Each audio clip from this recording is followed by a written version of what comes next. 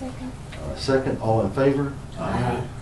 And motion carries. Now, maybe to be able to address fully your concern on this, and correct me if you'll help me on this part. We want to do this in open session because we've just now rescinded anything that was done there. And so now to be able to address your concern, what we considered then, we want to be able to consider it again. And does that meet the concerns that you had regarding this? I think, yeah. Okay, all right. Because that's what we want to do then. And I want to do an open session. Trevor, I spoke to him about it, and I feel comfortable about it, and he feels comfortable. So, and the latest, I'm not sure I'll get too far out of line here on this. Well, I got other stuff to read. It's right here. Okay, good. Okay, from the Coleman, which one is that one? First one or second? This one, Carrie. Okay.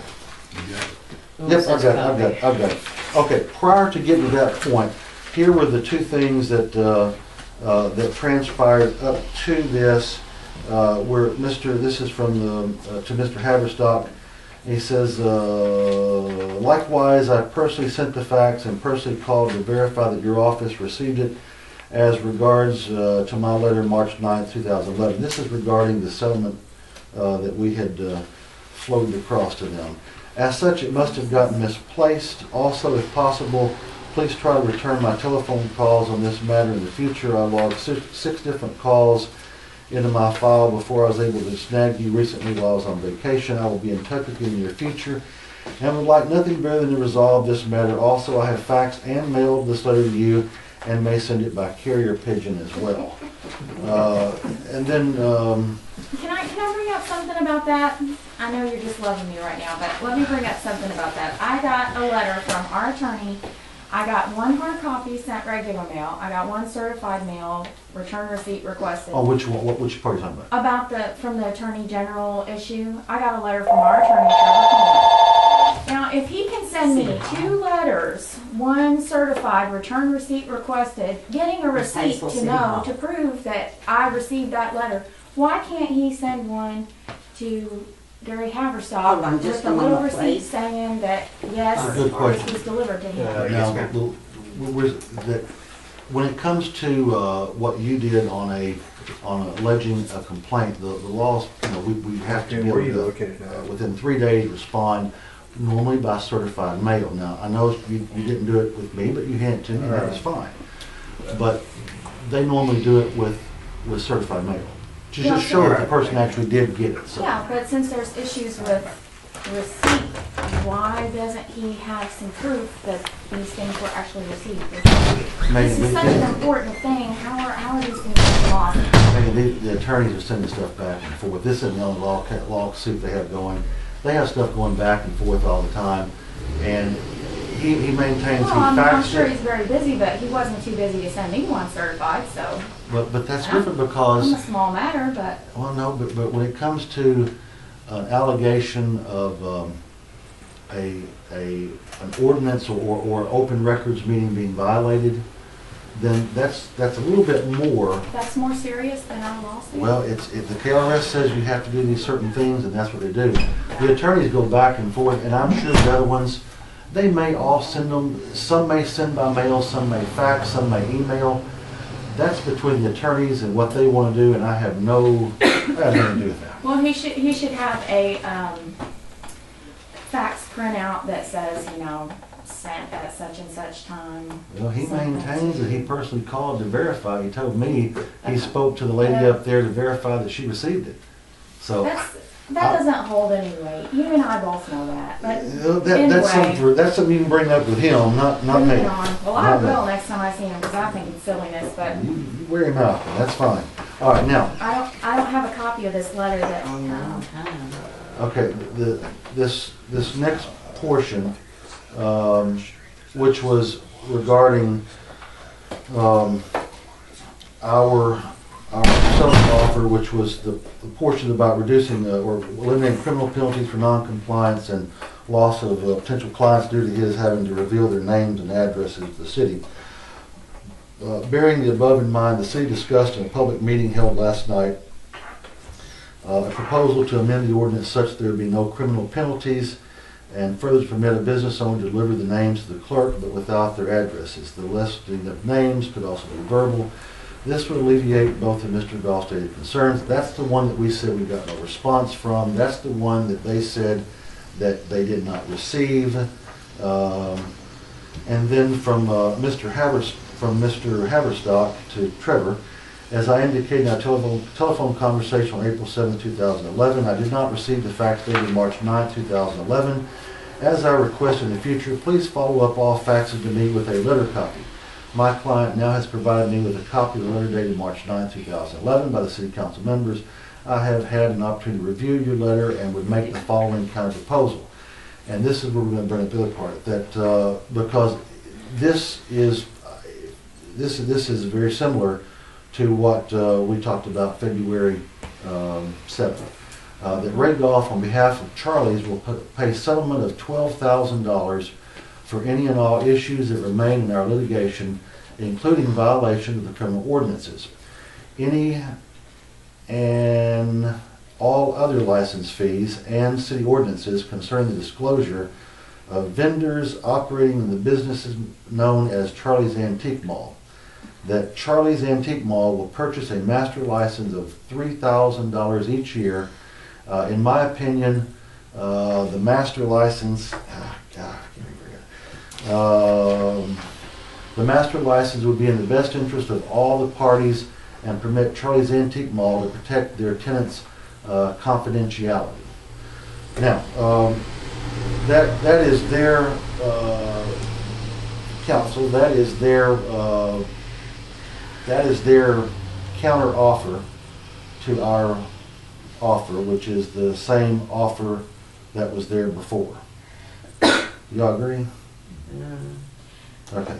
All right. So that in mind, and this does.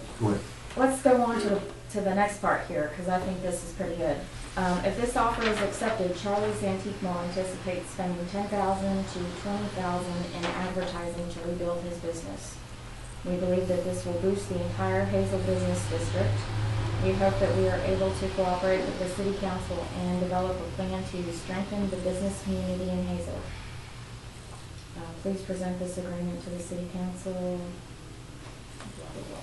Okay, the reason I read that is because it doesn't pertain to the lawsuit. That's what he Right. chooses to do on his advertising dollars. It has nothing to do with what we do. Right. And that appeared to be fluff to me, and it doesn't concern us. This is the only part that really concerns us, so I wasn't leaving it out on purpose. All right, so does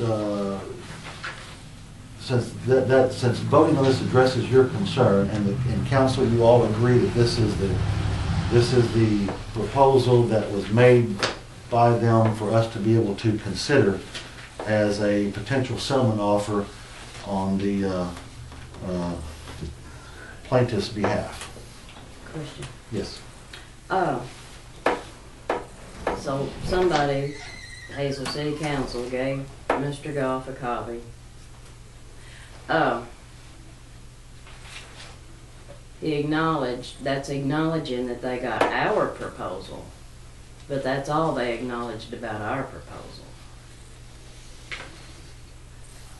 So, Yeah, my client, which I assume is Mr. Goff, has now provided a copy of the letter. by the Hazel City Council, Mhm. nobody else made her a copy.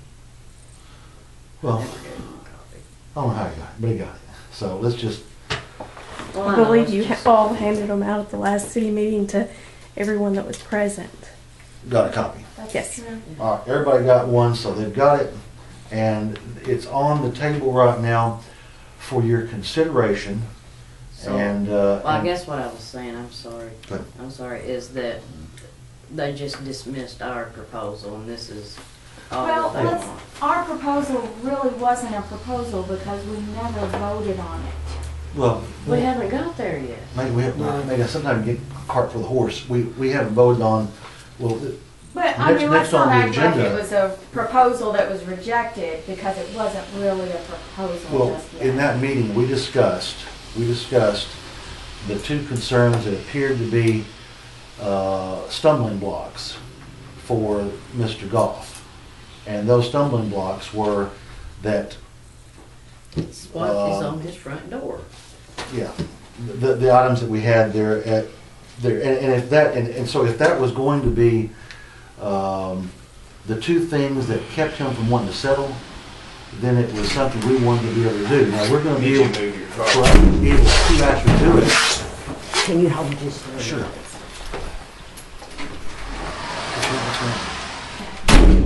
What? They're having to go out. The trucks are going out. I thought it was on Third Street. Water. Well, we can't do anything until she gets back and record. Water on Third Street. Where,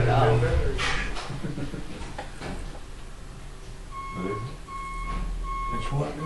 Water in a house on Third Street. no, in my house, is it? 307.